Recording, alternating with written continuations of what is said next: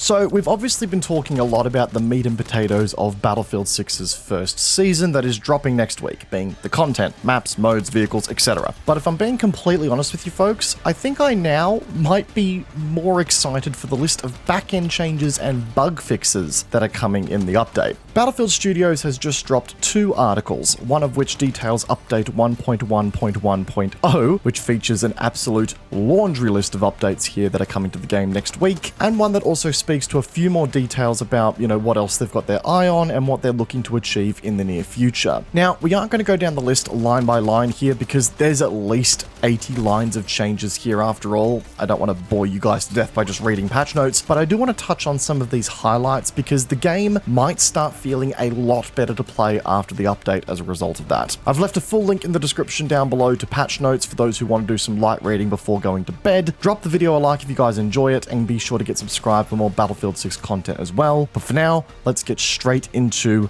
the real keynotes of these updates. I want to draw some light on the big one here first, that one being the one side of the game that we all interact with basically every single session we play, but the one side of the game that has also had some of the biggest bugbears associated with it. That being the gunplay, or more specifically, the bloom, the spread, dispersion, cone of fire, whatever you want to call it. I think we've all tacked on to the fact that something was not quite right with this side of the game when we got our hands on it at launch. I also managed to get some testing done and worked out one side of the game's gunplay that wasn't working as intended. That video is linked in the top right of your corner of your screen if you want to go check that out now. Battlefield Studios have been listening, and we're getting the following changes to weapon dispersion in update 1.1.1. I'm not going to repeat this every time. You get the idea. Weapon dispersion has been rebalanced to better match each weapon's damage profile across all ranges. Lower damage weapons will now see a slightly higher increase in dispersion when firing, while higher damage weapons will experience slightly less dispersion over time. Weapons firing immediately after sprinting out of ADS also retained higher dispersion values, which was the bug that we identified in our video a couple of weeks ago. This has now been fixed as well in this update. Weapon dispersion was also increasing faster than it should have done when players began moving, which meant that making even small adjustments in position would affect your accuracy inaccurately. And allegedly, this was particularly prevalent on controllers. This has also been addressed. And finally, another big one, the developers have also improved reticle settling for automatic weapons, which is going to make burst firing weapons feel a lot more efficient and a bit cleaner to manage. And in all honesty guys, this is a massive slate of changes that I'm hoping in aggregate is going to lead to a massive improvement in the game's gunplay. I've always held that when this game's gunplay is working as intended, it's some of the best out there right now in the industry. But there's obviously been a few of these little kinks in the road that have stopped it from reaching that true potential a lot of the time, and I'm imagining that the changes that the DICE devs are making here might actually see the game's gunplay revert a little bit closer to what we experienced in the beta, given that we all seem to really like that so much. Now, forgetting the rest of the updates in the list here, I'd actually be really happy with this just alone being a game update, because quite honestly, it's going to have such a monumental impact for the better on how the game feels to play, at least in theory. We'll have to see how it feels when we get our hands on it on Tuesday. But we aren't done here, not at all guys. Another one of the big things that are being addressed in this update is the visibility of the game.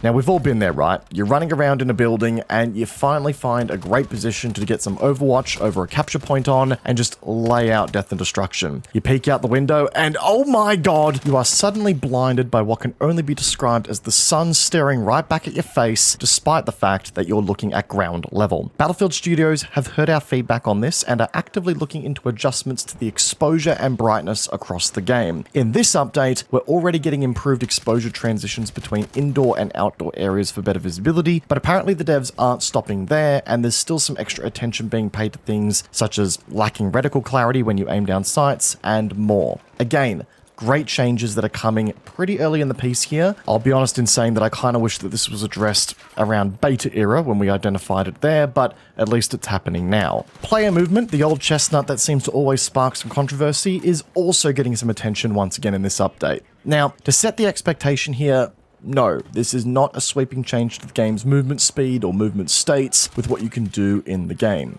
Battlefield Studios are making fixes that will address certain instances where movement could interrupt steady aim, smooth out animations for landing, stance transitions, better vaulting behavior, and also reducing bouncing issues on landing or spawning. Further to that, the devs are looking into addressing some of the instances of reticle movement that you may experience during certain movement animations, which is a bit vaguely worded, but I imagine it may include things like crouching while aiming down sights when coming out of a slide, and transitioning to prone. We're a bit at ends with what the exact changes are that they're talking about here, as I said before, but I am glad that there's some attention being thrown towards, ironing out some of the, dare I say, unnecessary clunk around the movement in the game. A really simple change here that, I'll be honest, I don't know how it wasn't included in the game at launch, but I'm glad to see it coming in the update, is that we're now getting a marker for newly unlocked weapons and weapon packages, attachments, gadgets, throwables, the works, when you're looking at them in the customization and loadout screens. I think we can all relate to the absolute pain and panic that comes from sifting through all of your attachments in a weapon and wondering, wait, which one did I just unlock in the progression? So again, it's good to see that this is getting added, even though I'm pretty sure it was in the beta already. Anyway, there's also new preview videos being added to the game's menu, which will demonstrate how certain gadgets work, which is something very minor for the more experienced in the community, but hey, we in this community stand improvements to the new player experience when we get them, and this is just a really nice quality of life feature to see that helps, communicate to new players what gadgets actually do. Anyway, speaking to, I guess, the new player experience, let's move on to progression and the idea of unlocking stuff, right? While this isn't stuff that is coming in the next update per se, Battlefield Studios have given us a bit more of an update as to how they're progressing on updates to making the game's challenges, particularly those, relating to weapon and gadget challenges, a bit more approachable. They expect that these changes are going to take a couple of updates to roll out over time, but some of the adjustments that they've sort of hinted to immediately in this dev blog fall in line with the current examples. Class assignment Assault 1, getting kills while using the adrenaline injector, that's being reduced from 30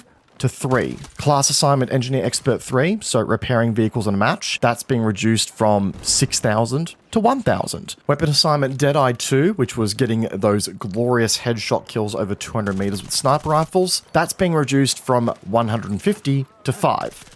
And I think we can all agree that we're talking about a true night and day difference here off that alone. We already knew that they were making changes based off the previous announcement, but I didn't really think it was going to be that drastic. Now, I've seen some discourse in the community about over-nerfing or over-tuning the challenges, which takes them away from being, well, challenges, actual challenges that you're meant to overcome in order to unlock this kit. And to be fair, I actually hear where these sentiments are coming from, because as the name suggests, they are meant to be challenges, aren't they? They're meant to be somewhat of a hurdle to climb so that you can unlock the kit in question. But I'm also of the view, maybe a slightly controversial view, that any challenges that lock gadgets and core weaponry off should be pretty approachable and achievable. And on the flip side to that, unlocks that are non-mechanical, such as cosmetics or mastery camos, are the things that should be locked behind more grindy challenges. So some of the challenge requirements that we saw already, I think those could be repurposed to more endgame content that,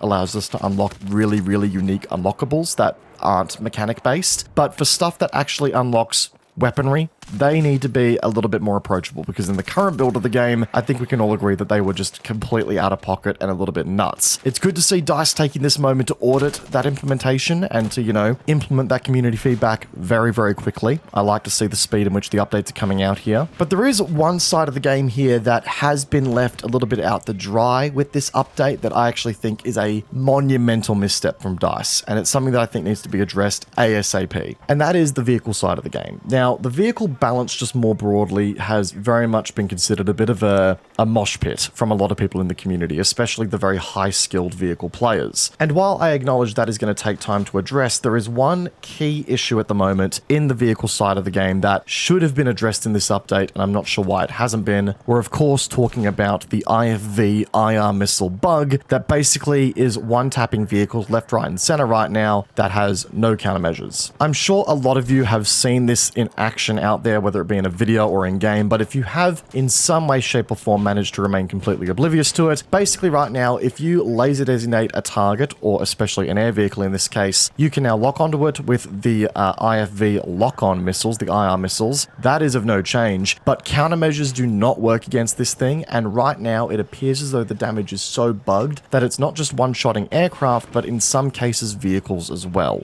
And I know in a way this is realistic. Yes, radar-locked missiles should not be, impeded by flares. That is a realistic implementation. But we have to remember, guys, that in the case of Battlefield, realism doesn't always equal fun, and in this case, you should not have something in the game that is realistic if it breaks the balance of the game. Right now, air vehicles in this game, if you've got somebody at their spawn rocking this setup on an IFV, air vehicles have no way to play. It's basically you do no longer play air vehicles on the map that you're playing on. And under normal circumstances, I have no issue with this existing if the countermeasures were effective in diverting the missiles, but they're simply not. It means that as soon as somebody rocks this setup, they are just insta-killing all forms of aircraft with no form of counterplay. And I'm a bit shocked that this hasn't made its way into the update because unfortunately the vehicle game is absolutely chalked right now as a result of that. And it's going to continue to stay chalked until DICE can just really hurry up and get that update out there to us. So I think that's like the one disappointment about this update for me personally. Obviously there's a lot of other issues in the vehicle game right now too, but I'm going to leave that side of the conversation